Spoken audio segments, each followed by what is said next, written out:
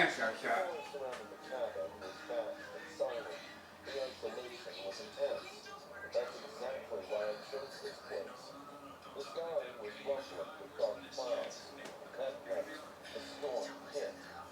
The wind howled, flashing at the trees and shaking the windows. The thunder cracked so loudly I thought it might split the roof. Lying in bed with a heavy heart, memories of my mother raced through my mind. Suddenly, I heard a knock. At first, I thought it was just the tree branches, but soon the knocking changed into thudding. Someone was desperately hitting my door with their fists. A little nervous, I swung my legs off the bed, my mind struggling to understand who could be at this hour. I thought I was the only one here. I opened the door and found a man, soaked to the bone. His hair was clinging to his forehead.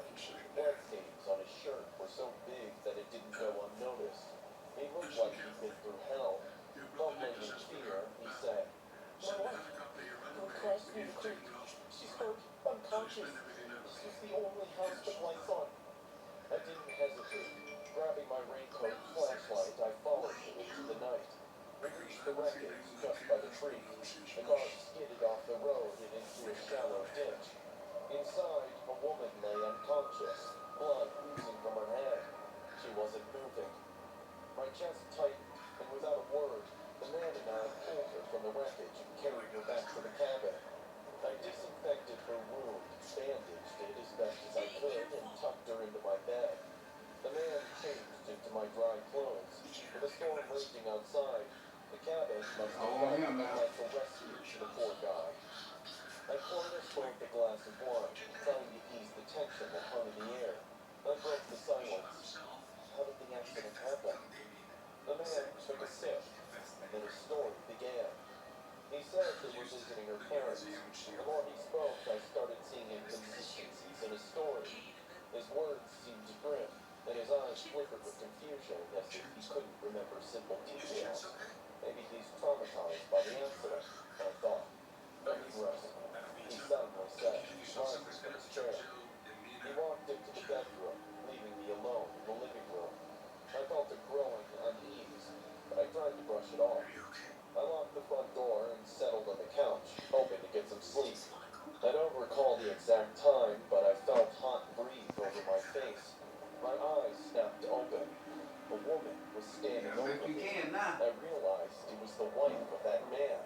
Her hair was still damp, clinging to her pale face, her eyes wide and unblinking. I nearly screamed, but she quickly pressed her hand over my mouth.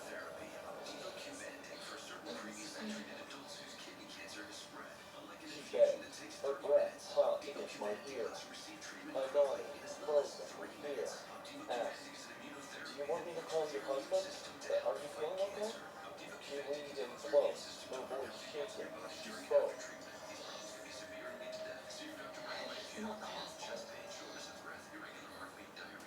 I stared at her in disbelief.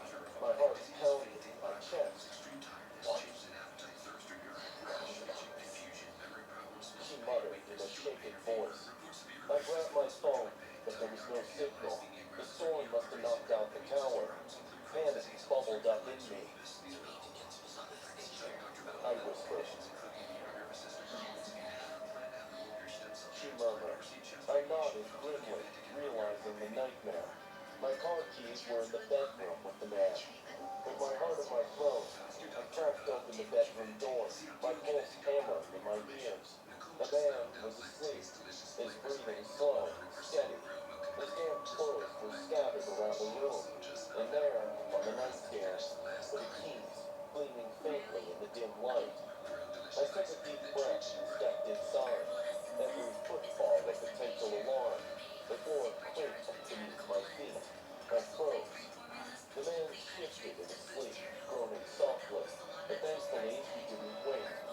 I held my breath as I tiptoed toward the nightstand, my hand shaking as I reached for the